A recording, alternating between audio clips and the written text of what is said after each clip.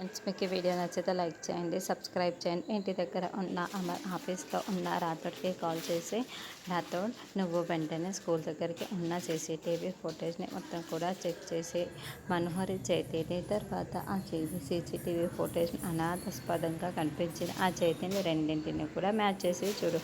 ఒకవేళ రెండు మ్యాచ్ అయ్యాయా వెంటనే నాకు చెక్ చేయు అని అమర్ చెప్పగానే రాథోడ్ మొత్తం సీసీటీవీ ఫుటేజ్ని చెక్ చేసి ఆ సీసీటీవీ ఫుటేజ్ని అనుమానాస్పదంగా కనిపించిన చేతిని మనోహరి చేతిని మ్యాచ్ చేసి చూస్తాడు. అవి రెండు మ్యాచ్ అయిపోతాయి సార్, మ్యాచ్ అయిపోయాయి సార్ అంటే మనోహరి గారే ఇదంతా చేశారు. మనోహరి గారే మీనన్ని లోపలికి తీసుకొని వచ్చారు.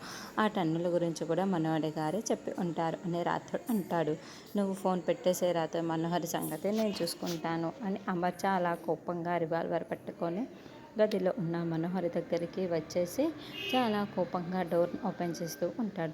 అమర్ అలా కోపంగా డోర్ ఓపెన్ చేయడంతో మనోహరి చాలా చాలా షాకింగ్గా అమర్ వైపుకు చూస్తూ ఉంటుంది.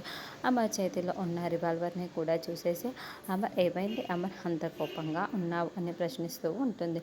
వెంటనే అమర్ మనోహరి దగ్గరికి వచ్చేసి రివాల్వర్ని గురిపెట్టేసి ఎందుకు చేశావు మనోహరి ఇదంతా కూడా, మీనన్తో నువ్వు ఫోన్ ఎందుకు మాట్లాడావు, తర్వాత మీనన్ని స్కూల్లోకి వచ్చేలా ఆ టన్నుల గురించి మొత్తం ఆ టన్నల్ దగ్గర ఉన్న ఆ కానిస్టేబుల్ని ఎందుకు నువ్వు తలపైన కొట్టావు, అంతేకాదు తనని లాక్కొని కూడా నువ్వే బ్రేక్ చేశావు. మీన స్కూల్లోకి అంత ఈజీగా ఎంటర్ అయ్యాడు అంటే కేవలం నీ వల్లే జరిగింది. ఎందుకు ఇదంతా చేసావు, ఎందుకు నువ్వు మీనన్కి హెల్ప్ చేశావు చెప్పు మనోహరి, మర్యాదగా చెప్తావా లేదా అని రివాల్వర్ గురిపెట్టి అమర్ నిలదీస్తూ ఉంటే మనోహరికి ఏమీ అర్థం కాక చాలా చాలా షాకింగ్గా చూస్తూ ఉంటుంది. ఏంటి మనోహరి నిన్నే అడుగుతుంది, నోరు విప్పి మాట్లాడు అని అమర్ ప్రశ్నిస్తూ ఉంటాడు. అయితే ఇలాంటి సందర్భాలలో ఎలా తప్పించుకోవాలో మనోహరికి చాలా బాగా తెలుసు. ఎప్పటిలాగే ఇప్పుడు కూడా తప్పించుకుంటుందా